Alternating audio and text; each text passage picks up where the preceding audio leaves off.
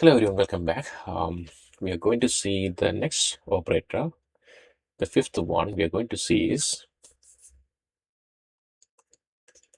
membership operator.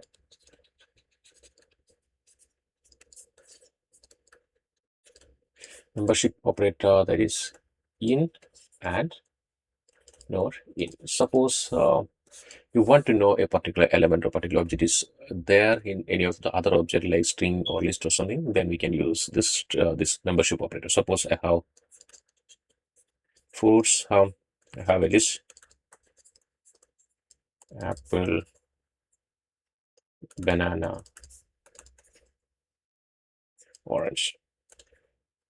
My request is I want to know whether apple is there in this list. Apple is there in this list. In that case, we can see apple in our list, fruits list. Apple in list. It will, if it is true, then we'll get true. If it is not, suppose I have grapes. Okay, grapes in fruits. Grapes is not available, so in that case, it will be false. It will be false. This is the membership operator in and not in. Suppose I have to check mango. Mango, instead of in, I'm going to check not in. Not in fruits. That is true. Mango is not there, then it will give true.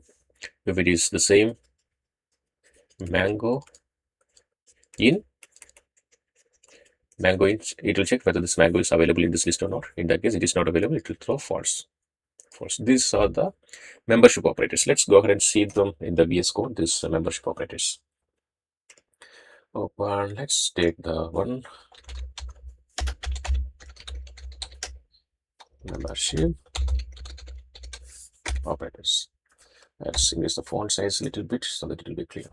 One more time. Yeah. Suppose I have fruits. Or shall we give some number? That will be good. Okay.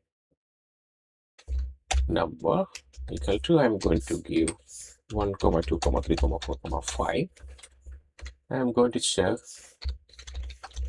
print 1 in num. 1 in num. That is true. Okay. Print the same.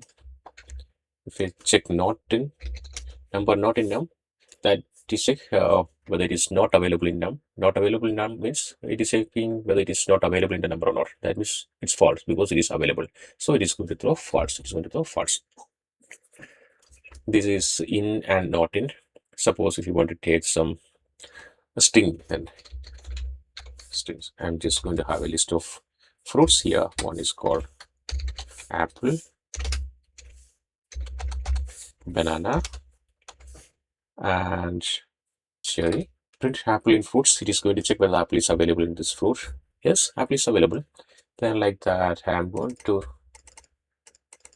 check something is not available.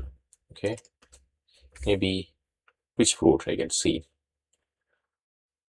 I want to check any list will allow any heterogeneous value, right?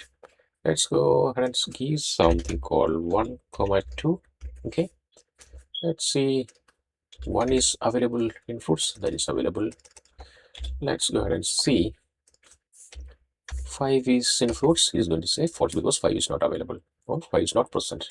5, if it is, if you see 5 not in fruits, that's true.